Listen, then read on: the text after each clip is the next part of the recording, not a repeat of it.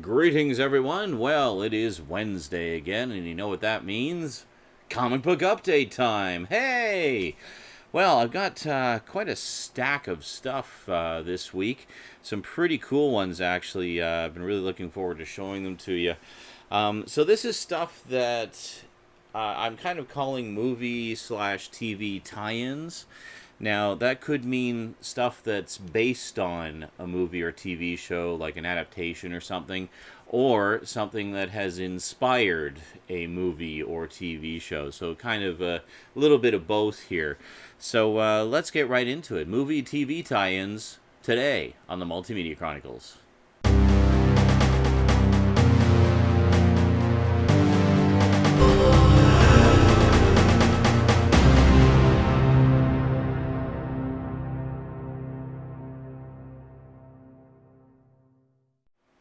Welcome back. All right, let's start off with an older one, actually, that recently got a reprint, I think, in celebration of the 35th anniversary of the movie. We have Stephen King's Creepshow. Yes. So this is the actual comic book adaptation of Creepshow, featuring artwork by the horror legend himself, Bernie Wrightson. Yeah, I mean, take a look at this. This is freaking gorgeous. Just beautiful, beautiful edition here. Very, very nice. Now, Bernie Wrightson actually also drew all of the comic book style artwork in the movie itself. So, very direct tie-in. Actually, having the man himself doing both the artwork in the movie and in the comic book adaptation. So, very, very cool. Now, next up, this is a Vertigo Comics series that has been recommended to me literally for decades, and I figured it was high time I checked it out. There was recently a TV series made based on this, which apparently is quite well done. So I really want to check out the TV series, but I'd really like to read the original comics first. Plus, the original comics, it wasn't a huge, long-running series. It was basically a finite series with a beginning, middle, and end. Apparently, it has a very satisfying ending as well, a lot of people have said. I really know very little about it, so I'm pretty much going in cold here. But it has been so universally recommended to me by so many people. I think it's a pretty safe bet going in blind. I'm, of course, talking about Garth Ennis and Steve Dillon's Preacher. Yeah, there you go. So the entire series is compiled in 6 volumes, of which this is the first. This has the nice sort of soft matte finish that I'm always gushing about, like the Batman Long Halloween and Dark Victory and Haunted Night had the same kind of finish. It's very, very classy. But if we just sort of take a look inside, it is a very, very nice edition indeed. Beautiful glossy paper. And yeah, so I'm really looking forward to checking this out. Like I said, people have been recommending it to me forever, so I figured it was high time I checked it out. So that's book 1. I also picked up book 2. If you're wondering how many issues are in here, there's actually quite a few. Yeah, this is the first 12 issues here. This is issues 13 through 26, so I actually have 14 issues in here. Very nice. And then I also picked up book 3. So honestly, I'm probably going to pick up the other 3 fairly soon just to round out the set, and then I can just sort of power read through the whole thing. Let's see here. And this has... Yeah, this one has issues 27 through 33, and also has the specials, Saint of Killers and Cassidy, Blood and Whiskey. So there you go. So it's got quite a lot of material in there. We're just going to move these down a little bit. There we go. Creepshow is kind of dominating there. But anyway, yeah, so Preacher. Very cool. Yeah, and then, of course, there is the TV series as well. The TV series just started its 2nd season. Maybe it's done now. I don't know. I'm filming this in advance of when you're actually seeing it. So I think this what it says right here, June 25th was when the 2nd season started. Yeah, so I don't know how many episodes they do per season. I think it's one of those shorter length ones. So next up, this is one that I has an absolute modern classic movie adaptation that pretty much everybody and their dog just adores. It's always been a favorite of mine. But I've never actually read the original comic that it was based on, and I've been wanting to check it out for ages. It's a classic example of an artist suffering a tragedy in their life and then turning their tragedy and their pain into a work of art. I'm, of course, talking about James O'Barr's The Crow.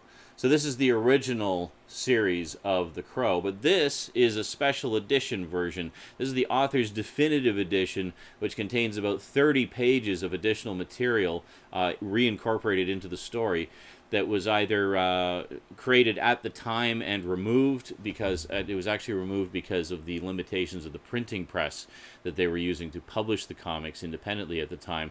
They could only do a certain number of pages, and James O'Barr had done too many pages to fit evenly into the format of the printing press, so literally had to remove pages just to make it fit the format.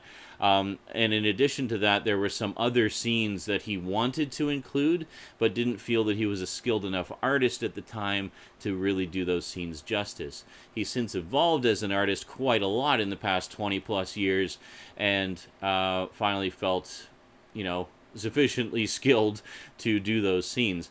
So in addition to the pages that were removed from the original publication, we've got those reinstated, and then we've also got a whole bunch of new material created specifically for this edition. So this is the ultimate edition of The Crow, and it's really cheap too. Actually, what was it? It was it's $18.99 US or $21.99 Canadian. So not expensive at all. And this is a really gorgeous edition. I mean, just look at this, like, high contrast black and white, and just beautiful work here. So I've been working through this. Oh, also worthy of note is there's been a lot of speculation and hearsay and, quite frankly, bullshit about what the actual story was behind, what the actual tragedy was that originally inspired him to do the Crow and to pour his pain onto the page. For the first time ever, as far as I'm aware, in the introduction for this edition, he actually finally sets the record straight and tells us the story of what actually happened and what the specifics of the tragedy was that hurt him so deeply and prompted him to make this. So pretty powerful stuff, I gotta say. I mean, you really, if ever there was a work of comic fiction that gives you a window into the pain of the artist's soul, this is it. Just amazing stuff. So I've been I've started reading it, and already, I mean, it's so powerful. Like, it's really well done, and I can easily see why it became such an instant classic. It's just a fantastic piece of work. So if you like the movie, you definitely owe it to yourself to check out the original source material here, because it's really good stuff. I always felt that because The Crow was one of those things that was literally created out of a very specific set of circumstances, namely the artist's pain, I always felt it did a disservice to that by turning it into a franchise where, you had other people, other characters who had gone through tragedies who were brought back to right the wrongs and blah blah blah. It just seemed like beating a dead horse and trying to cash in on something that shouldn't have been cashed in on. It just strikes me as so disrespectful of the whole circumstances as to why the original was made. Now, that said, I'm a bit of a freaking hypocrite because I actually like the second movie and the TV series, so I don't know. It's just it's complicated. Anyway, carrying on. Next up, this was the sort of primary inspiration for the recent movie, although I'm told you don't necessarily need to read the comic first, because the inspiration that the movie takes is really just kind of broad strokes rather than specific details. I'm, of course, talking about Wolverine Old Man Logan. Yes, so this is the modern classic post-apocalyptic tale in which we see Wolverine in his latter days, just dealing with stuff. I haven't read it, so I can't really say much more than that. But anyway, I've always been really curious about this one because I know it's a fan favorite storyline. They did bring back Old Man Logan recently as part of the Secret Wars. They did a miniseries in the Battlegrounds for that, and then had a regular series which followed, which I don't know if it's still going, but yeah, apparently it's okay. But the one to read really is this one, which is the original miniseries, which appeared in the pages of Wolverine. Which one was it? It was Wolverine number 66 through 72, and Wolverine Old Man Logan giant size. So there you go. So this includes everything. And again, Marvel does a really nice job with their reprint editions, which I think is why they're a little bit more expensive than ones from other companies. Always like high gloss, almost archival quality paper. Just fantastic. I mean, look at this. It's just beautiful. Yeah, so really looking forward to checking this out. I have not watched the movie Logan first, so even though I'm told it's only sort of a passing inspiration, I'm going to read the comic first, and then I'm going to watch the movie. And actually, I understand the movie also mixes in the story of X-23, which apparently is a completely different storyline, unrelated to this, but they kind of smushed the two together, but did so in a way that's apparently really beautiful and amazing. So really looking forward to checking out the movie, but I'm going to read the comic first. Okay, so next up we have a couple of, one just straight up comic book adaptation. I'd seen this on the shelf for a while, but it kept getting hidden in between larger, because it's a slightly smaller format book. But just while I was perusing the trade paperbacks, it occurred to me, it's like, I wonder if that one is still there. And I looked it's all sorted alphabetically. I looked in the T section, and sure enough, there it was. Of course, talking about Tron, the official movie adaptation. There you go. So this is, I mean, for a recent adaptation, this is actually pretty old school as far as the format goes. They did it as 2 issues, 2 single issues, cramming the entire movie story into those 2 issues. That's like how Marvel used to do their comic book adaptations back in the early 80s. You know, like I have, I've got a few of them. Like I've got the adaptation of The Dark Crystal, which was 2 issues. James Bond, For Your Eyes Only, which was 2 issues. Dragon Slayer, which was 2 issues. Like, they're always 2 issues. There were some that they did as 3 issues or 4. I found when they did more, it was better because they didn't have to cut so much stuff out. So this one definitely suffers from a little bit of condensation. But I mean, one of the reasons I got it was because the artwork in it is just awesome and really, you know, I think does a lot of justice to the, let me see here. Does a lot of justice to the art style of the movie, which is quite cool. So it's just a very, very good looking adaptation, and you know, I mean, it wasn't that pricey either. It was pretty inexpensive, and it's got this nice sort of matte finish on the paper there. But anyway, yeah. So Tron, and Rose and I have just recently watched both of the Tron movies. She had never seen them before, so we watched the first one week and then the second one the next week, and had a great time with it. Next up, really enjoyed the movie of this. I keep meaning to do a review of it for Halloween. I watch it almost every year now. It's become like one of my regular Halloween movies. Maybe I'll do it this year. We'll see. So we got Trick or Treat, Days of the Dead. Days of the Dead. So this is not an adaptation of the movie. Although they did do one, there is actually an adaptation of the movie. This is actually all new stories. This is a new horror anthology. I think it was 4 issues, and each issue is a completely different, unrelated story. And I don't think they tie together. Like, I know all the different stories kind of loosely tied together or intertwined in the movie, but I don't believe that these ones do. They're just all, it's, you know, straight up anthology, but set in the universe of Sam Hain and, you know, Trick or Treat. And then finally, last but certainly not least, we have Rick and Morty. Wubble up a dub dub. Tiny Rick. So this is volume 5, which features the return of Tiny Rick. Also has a great 3-part story in which Jerry tries to take over the universe, and just a really, really good stuff. I've said it before, I'll say it again. If you're a fan of the show, like I am, you definitely owe it to yourself to read these comics, because they absolutely are as every bit as good as the show. I mean, they capture the essence of the show pretty much perfectly, and any one of these stories could be an episode of the show. Like, it's that good. It's just really, really great stuff. I love it. So that is it for the comics. Now, I have a few novels as well that I picked up. This is totally a spontaneous purchase. Basically, I was grocery shopping, and most grocery stores have a book section of some kind. Well, this one had a bargain book section. There's a bunch of discount books. All of them in this bin were like $5.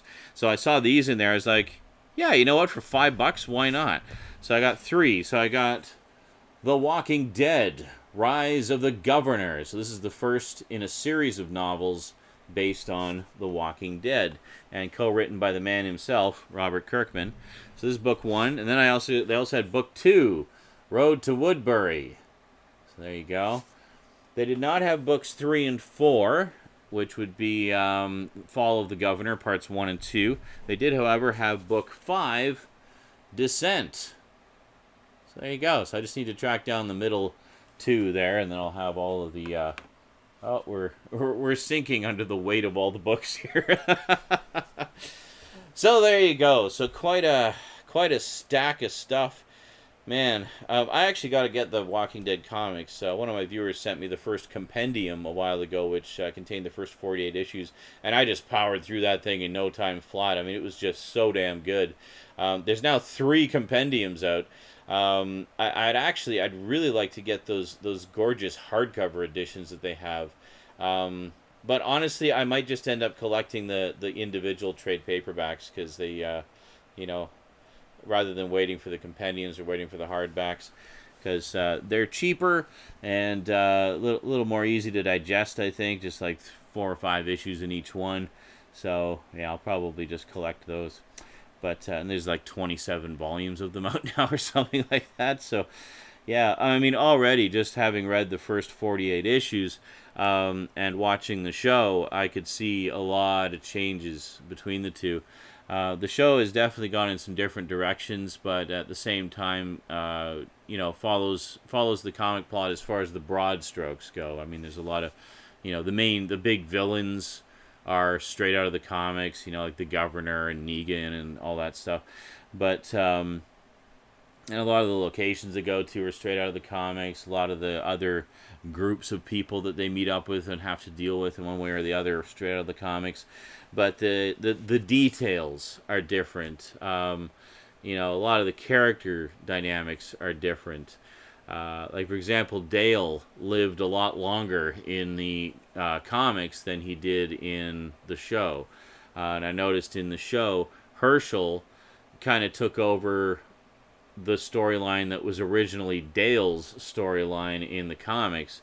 Carol, who is like one of the huge fan favorite characters, and originally started as having come out of an abusive relationship, has become one of the strongest characters on the show. In the comics, she actually kills herself quite early on because she just can't cope with everything. She just kind of loses it and kills herself. What was another one? Was Shane. The whole thing with Shane ends a lot faster and slightly differently in the comics than it did in the show. He was around a lot longer in the show. And of course, Daryl. Everybody's favorite character, Daryl. He's not even in the comics. Him and his brother, Merle, are entirely an invention of the show. And which is kind of funny, because he's Daryl's one of the most popular characters on the show, and he doesn't even exist in the comics. So, I don't know. Maybe they'll bring him into the comics at some point. If they haven't already, I don't know. Maybe they have. Like I said, I've only read up to issue 48, so I don't know. The show didn't exist at that point when that was originally published. But anyway, lots of good stuff. That is it for this week. Hope you enjoyed. I told you last week this week's was going to be a big one. Well, There you go. Alrighty, that is it from me to you for now. So big thank you to my Patreon sponsors. Really appreciate the support, guys and gals. You're helping to keep the show going, helping to keep the magic alive, and I really appreciate that a lot. And thanks to you for watching. All right, we'll see you next time. Until then, sayonara.